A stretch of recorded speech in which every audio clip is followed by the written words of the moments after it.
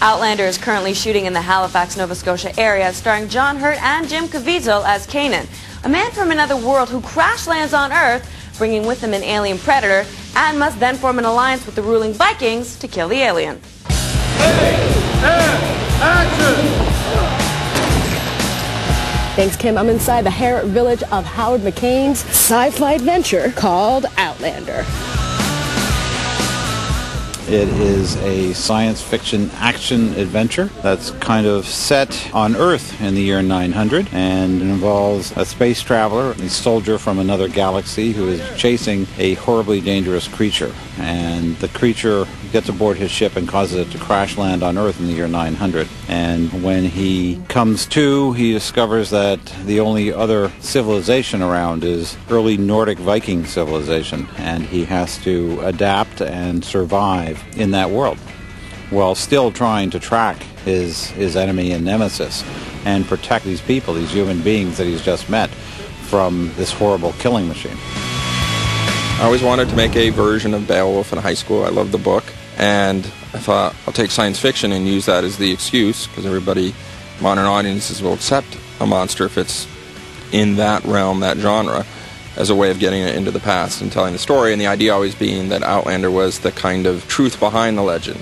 If Beowulf was true, this was how it was true. And we even came up with our own little term for it. Kind of like James Cameron has his terms for everything, we came up with our own jargon. We call it sci-mythic. Jim Caviezel plays Kanan, who's the soldier from outer space. He's a man or a human like me and you, but from another planet. And then there's John Hurt, who plays Hrothgar, who's the king of the Vikings. He's fantastic. And there's a little nod to Alien there, because obviously he was in the first Alien and so fantastic in it. Then there's Jack Huston, who plays the sort of young Viking prince who's slightly cocky and not sure of himself, who him and Jim Caviezel originally butt heads, and then at the end of the day they sort of learn to like and respect each other. We have Sophia Miles, who plays Freya, who's our Viking princess and a love interest for Jim Caviezel, and she's brilliant. And then we have the incomparable Ron Perlman playing Gunnar, who's sort of the archetypal badass Viking that's initially at odds with Hrothgar and Hrothgar's sort of town and tribe. Hrothgar! Where are you, you goddamn son of a bitch?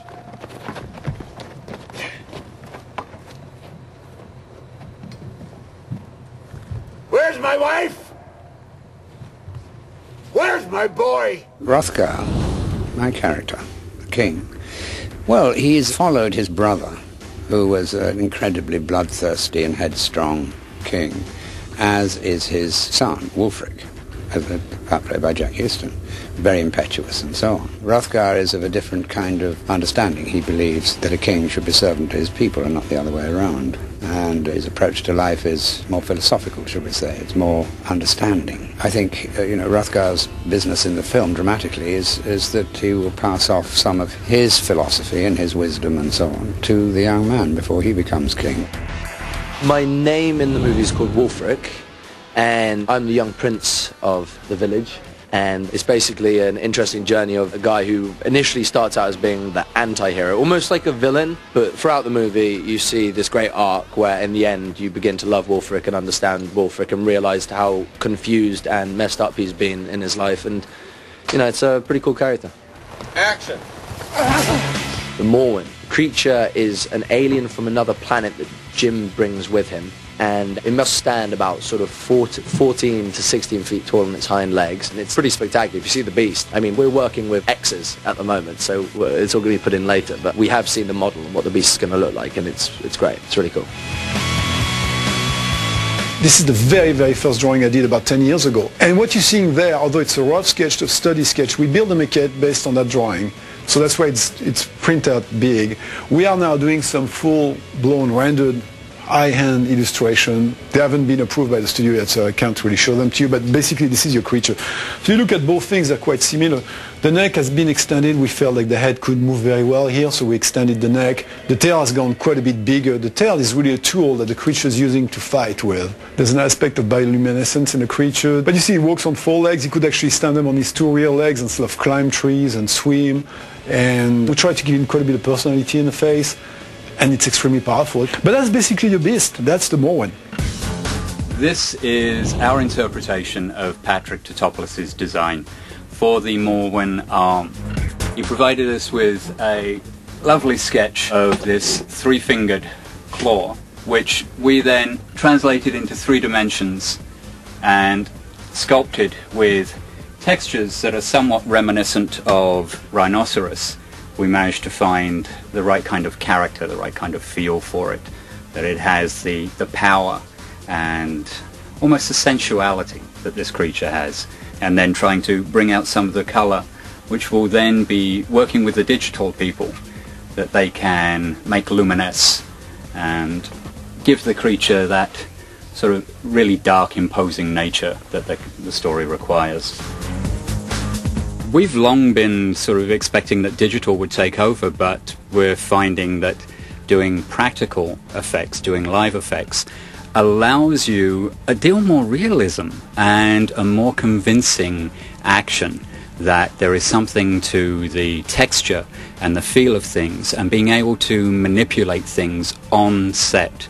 It has a certain energy to it, and it has a certain immediacy and drama in the delivery.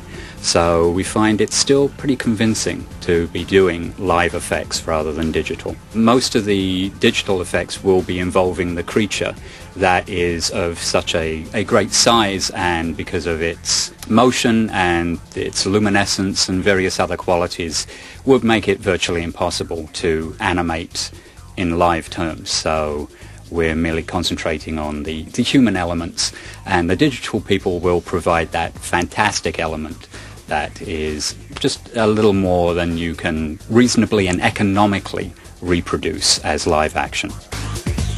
Our creature is it's an animal.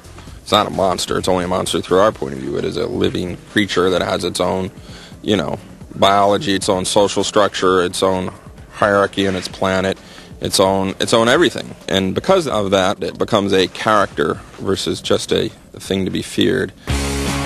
It's very character-driven. That's what's great, because I suppose in some sci-fi movies it becomes all about the sci-fi, it becomes all about that element. But this is driven through the characters, and actually, if you did take out the Morwen and the sci-fi element, it does hold up as a movie, and it's just a bonus having that in there, because it just adds another level, which is great. So it's like it's more than just like one big sci-fi movie. It's got all these great elements in it, so that's cool.